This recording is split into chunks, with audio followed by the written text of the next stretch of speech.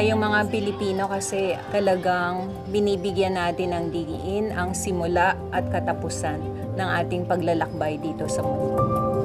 Nakikita natin na sa simula pa lang ng ating buhay, nandiyan na ang Diyos.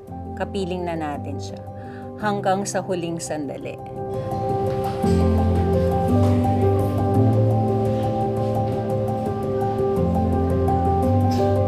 Ito ay dalawang bagay na pinapahalaga natin. Yung ginhawa na pinapakita ni Santo Niño at yung hirap.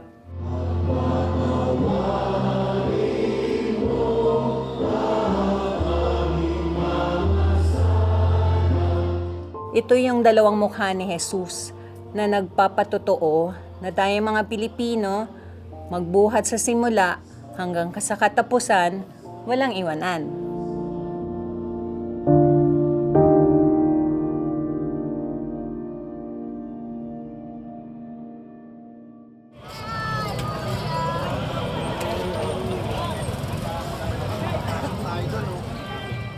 Napakalaking pagpapahalaga ng mga Pilipino, yung pakikiramay.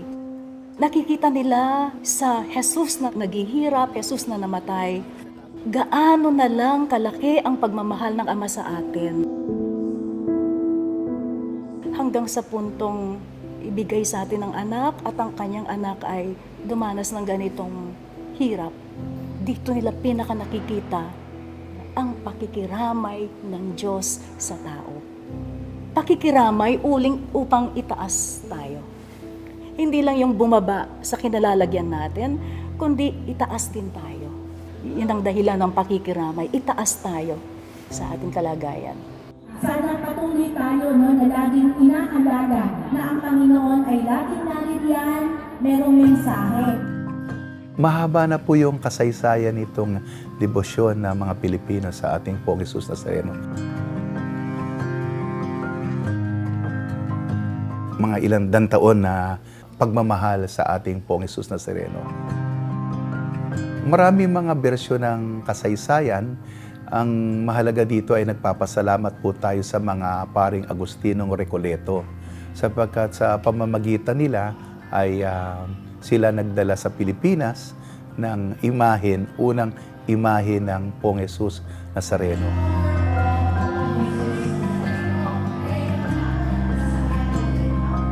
Talagang malawakan itong paghahanda nito. Mabibighani ka talaga itong milyong-milyong tao, no? Saan kaya nanggaling itong pananampalataya nito?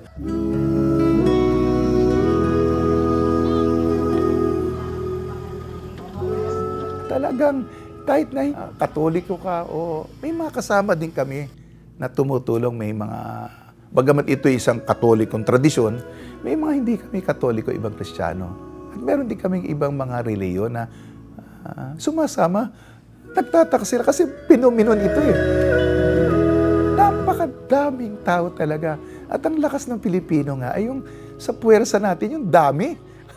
Ang dami talaga.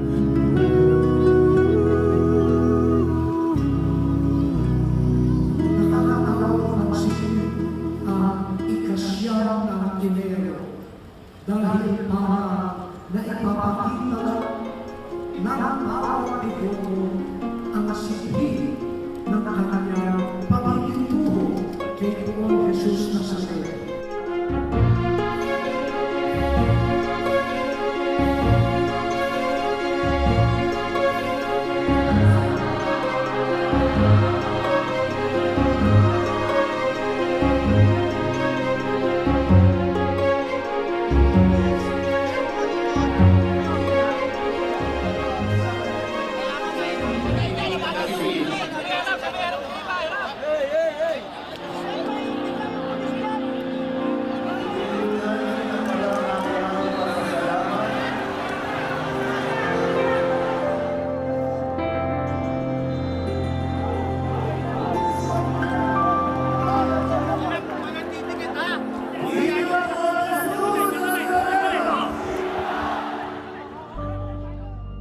Bilang isang Katoliko, napakahalaga po ng debosyon na ito para sa akin. Unang-una kasi napakarami po kasi talagang nagbago sa buhay ko simula nung naging deboto po ako ng mahal na poon. Napakarami.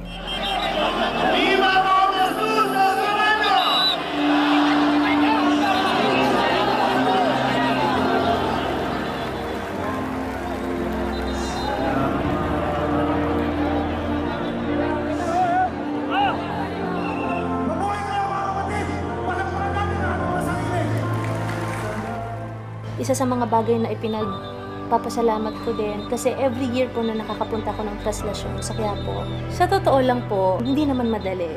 Grabe din po talaga yung takot na nararamdaman ko.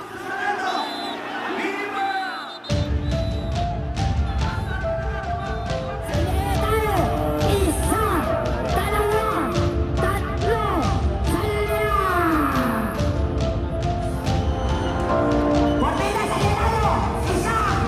Lalo pag sinasabi nila, mag-ingat ka ha, parang lalo akong nininervyos. Once na nakita niyo yung tao kung gaano karami, talagang naranasan ko kasi na akala ko magkukolaps na ako dun sa gitna ng mga tao. Kasi mga lalaki, so liit-liit ko, tapos hindi talagang mahihirapan kang huminga once na dumikit na yung mga katawan ng yung mga pawis. Viva! Viva po Jesus Nazareno! Viva! Viva po Jesus Nazareno! Viva! Talagang nakakatakot po, pero kung buo talaga yung pananampalataya mo na hindi ka niya pababayaan, talagang hindi ka pababayaan. Kung hindi naramdaman ng isang Pilipino ang isang bagay, walang talab ito sa kanyang buhay. Kung minsan ang sasabihin nila panatiko na yon, no? Parang theatrical na daw. Pero hindi, kung titingnan natin ito, ganito tayo kasing magmahal. Ganito tayo magpadama ng ating pakikipag-ugnayan sa isang tao.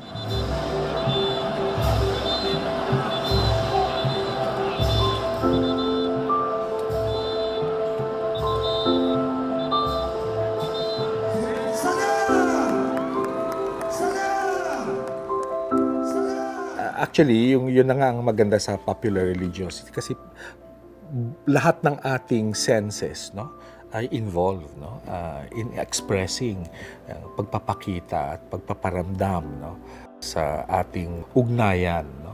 Nais nating ipakita ang ugnayan natin sa Diyos, no. Bahagi to ng pagpapakita, no, ng sambayanan, okay, ng kanilang pagsasabuhay ng pananampalataya mismo.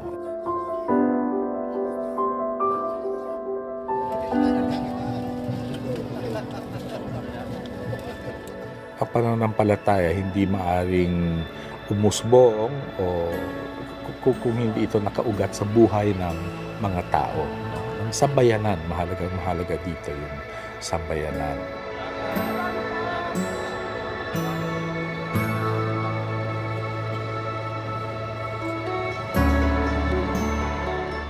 Kasi ang mga nandito, mga ordinaryong tao. At simple lamang ang story nila, yung kwento nila dito. No? Marami sila mga gustong isang guni. May mga problema sila mabibigat. Wala na sila malapitan.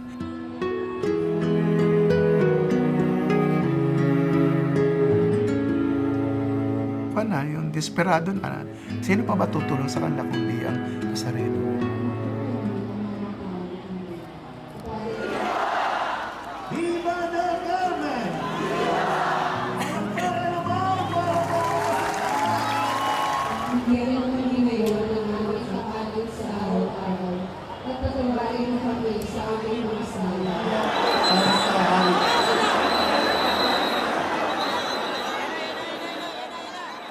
Madaling maghusga eh. No? Halimbawa, sa Nazareno, yung mga nanonood, sabihin, parang napakagulo, parang napakabrusko.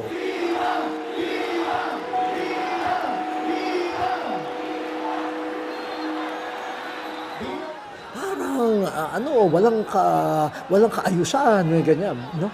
Pero, kapag ikaw ay deboto at kasama ka doon, hindi yan ang karanasan mo eh. Hindi mo yan nararanasan na parang ang gulo-gulo naman, naiipit ako. Hindi. Kapag narinig mo ang pagsaksi ng mga deboto, sabihin nila, noong natanggap ko yung panyo na binalik sa akin, napaiyak ako.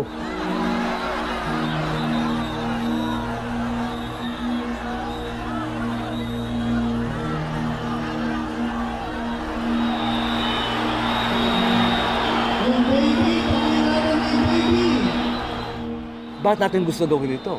Sapagkat una sa pasasalamat sa mga biyayang binigay sa atin. Pangalawa, dahil tayo may hinihiling sa Diyos. Humihiling tayo ng biyaya, humihingi tayo ng tulong, humihingi tayo ng gamot para sa sakit natin. Marami tayong hinihingi. Kaya kumbaga ay nililigawan natin ang Diyos. At tayo nagpapakahirap sa Kanya upang ipakita sa Kanya na tayo karapat-dapat sa Kanya. Walang paghihirap, hindi ka makakaanin ng tagumpay.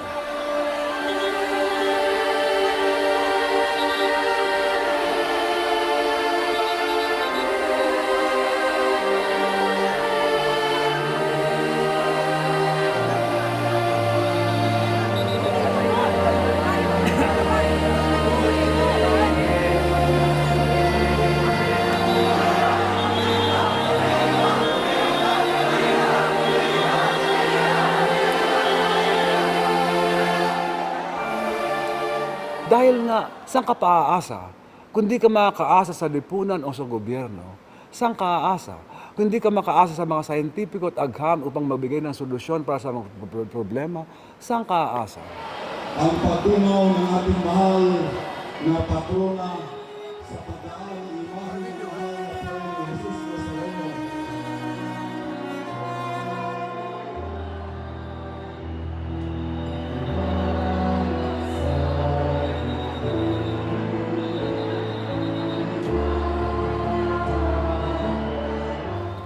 Doon ka aasa sa mga tradisyonal na sources na inaasahan rin ng inyong mga lolo at lola at mga kaninunuan pa.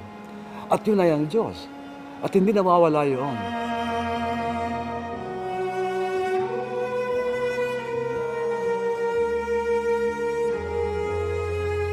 Ano ba ang pinapahalagahan ng mga Pilipino? Una, yung may kasama sa hirap, sa paglalakbay dito sa buhay. Merong mga panahon na nadadapa, nasasaktan. Ngunit sa debosyon nila sa Nazareno, na ipapahayag nila na may kasama ako. Kahit na madadapa ako, kahit na pagdadaanan ko ang hirap ng buhay. Hindi ako nag-iisa. May kasama akong hihila ng lubid ng buhay.